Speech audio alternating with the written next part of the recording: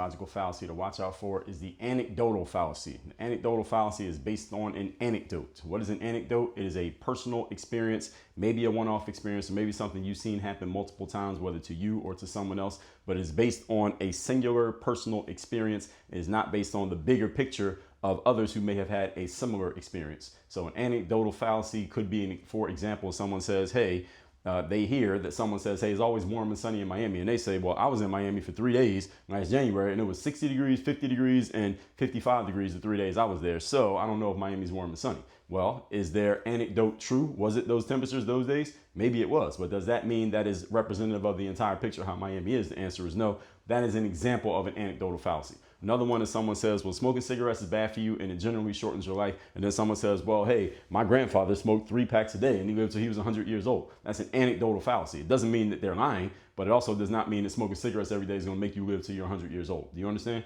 Let's talk about how these things come up and how you can mentally combat them and maybe even verbally. Number one, examples do not prove arguments. I just gave you a couple examples of it right there. Examples do not prove arguments. Examples support arguments. They do not prove arguments. If I can give you an example of a day it was 60 degrees or 50 degrees and raining in Miami, does that prove that it's always 50 degrees and raining in Miami? The answer is no. That was an exception to the rule. Generally, it's warm, sunny, and humid down here in Miami. So examples, again, don't prove arguments. Doesn't mean the example didn't happen, but it does not represent the bigger picture of the situation necessarily.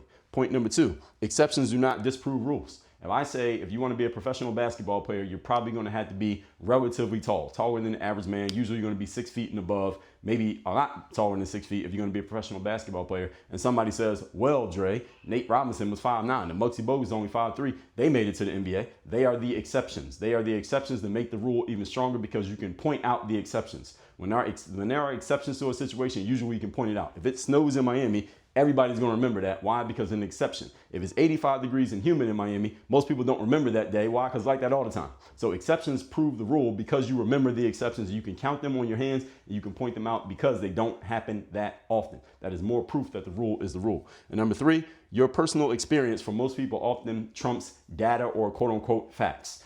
What big picture data of how it is normally or how things happen normally, i.e. people who smoke cigarettes usually get lung cancer and they pass away earlier than they should.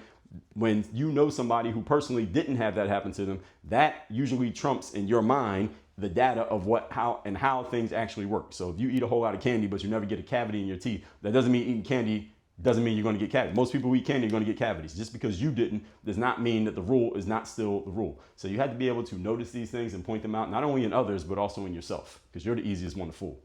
Work on your game.